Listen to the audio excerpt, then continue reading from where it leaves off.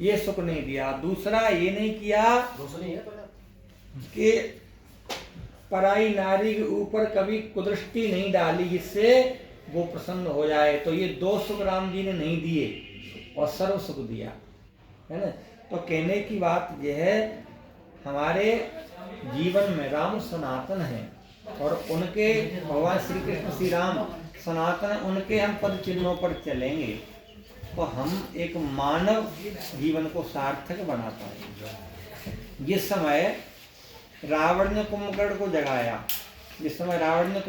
जगाया, तो कुंभकर्ण ने कहा तुम चिंतित आई दशानन क्यों? तो रावण ने कहा कि इसलिए कि हर ली मैंने मिथिलेश कुमारी, जानकी जी का हरण कर लिया। तो कुंभकर्ण ने कहा कि फिर तो उन पर अधिकार किया तुमने, क्या उनके ऊपर अधिकार कर लिया? तो रावण बोला कि अधिकार तो तब करें जब वो हमारी ओर देखें, लखती ही नहीं हुआ और हमारी हमें देखती ही नहीं है। तो कुंभकर्ण बोला तो फिर आप मायावी बहुत बड़े हैं, तो रावण से राम बन जाते माया करके, फिर राघवहीन बने तुम क्यों? तो रावण ने कहा तुम्हारे लिए थोड़ी कहने को बैठा हूं, ये भी करके देख लिया। ये करके देख लिया, क्या हुआ कि उसमें भय है हमको अति भारी।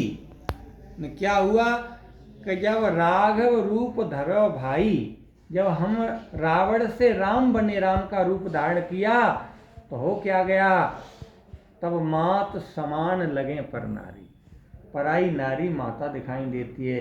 तब कुंभकर्ण बिलखान, कुंभकर्ण दुखी हो गया और कहा अरे मूर्ख रावण, जिन राम जी का एक नकली रूप तूने धारण कर लिया तब पराई नारी माता दिखाई देती है, और उन भगवान के असली के चरणों में क्यों नहीं जाता? कुंभकर्ण बिलखान और जगदम्बा हरियाण अवसर चाहत कल्याण।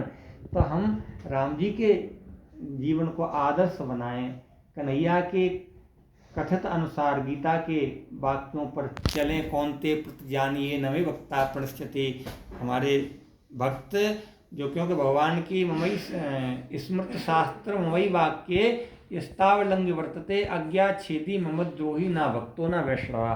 भगवान कहते वेद पुराण शास्त्र ये हमारी वाणी है और हमारा कथन है, जो इनके अनुसार नहीं चलता है तो मानो हमारी आज्ञा नहीं मान रहा है, आज्ञा का पालन नहीं कर रहा, आज्ञा का छेदन कर रहा है, वो न मेरा भक्त है न वैष्णव है। तो हमें चाहिए कि अपने घर में, परिवार में, अरे देश में राम राज्य आएगा तब आ जाएगा, लेकिन हम अपने घर में तो लाएं, घर के वातावरण को तो बदलें, घर के खान पान को। माताओं से कहें वो किचन की चप्पलें अलग हैं, बेडरूम में अलग चप्पलें, तो ये हैं तो चप्पलें, नहीं पहनोगे उतनी देर तो क्या होगा, तो और कुछ बिछा लीजिए उसमें, मैटी वगैरह कुछ, ठीक है ना। तो हमें चाहिए कि हमारा खान पान कुसंग कहीं किस तरह का होता है, हमारा खान पान का कुसंग, हम उल्टा सीधा खा रहे हैं, बैठते तो संतों में जाकर हैं लेकिन उसके बाद हम खाते उल्टा सीधा हैं, तो नहीं विचार अच्छे आएंगे। हम बैठते तो महापुरुषों के बीच हैं लेकिन बात उनकी नहीं मानते हैं, हमारे अंदर वाणी का कुसंग है। हम सबके रात दिन बढ़िया कपड़े अच्छे पहनने की चर्चा करते हैं लेकिन हम सही वस्त्र नहीं धारण करते हैं।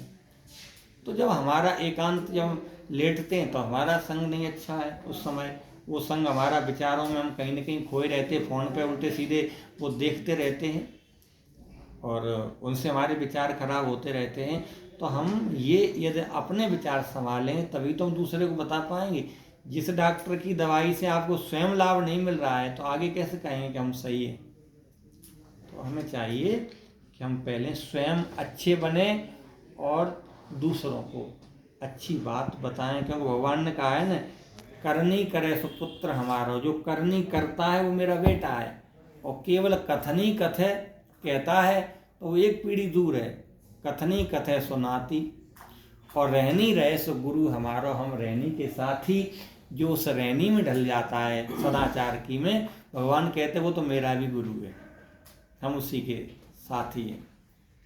ऐसा कौन राजा होगा जो प्रजा को बुला करके ये कहे राम जी के अतिरिक्त ऐसा कौन राजा होगा जो प्रजा को बुला करके कहे कि जो अनीत कछु भाखों भाई तो मोय बरजे भय विसराई। यदि हम कभी अनीति आपसे कुछ बोलें, आपको लगे कि ये नीति की बात नहीं कर रहे हैं, तो आप निर्भय करके मुझे टोक देना। ऐसा कोई राजा है? लोग तो वही बात है, अकबर जैसा खेल कि वो बैंगन अच्छा लगता है तो अच्छा कहेंगे, खराब लगता है तो खराब कहेंगे, क्योंकि हम नौकर बादशाह के हैं। तो ऐसा लोग आजकल बोलना सीख गए हैं, जिसके साथ रहते हैं वो कैसा भी करे और हम उसके सब अच्छा ही कहते हैं। लेकिन हमारे राम जी ऐसे राजा हैं जो कहते हैं कि जो अनीति हम कुछ करें तो आप निर्भय करके मुझे डांट देना, रोक देना। तो हम उनके आदर्श पर चलें, उनके बताए हुए मार्ग पर चलें, तभी तो हम सनातनी, तभी तो हम अपने आप को एक अच्छा पाएंगे, हमारा लाभ होगा।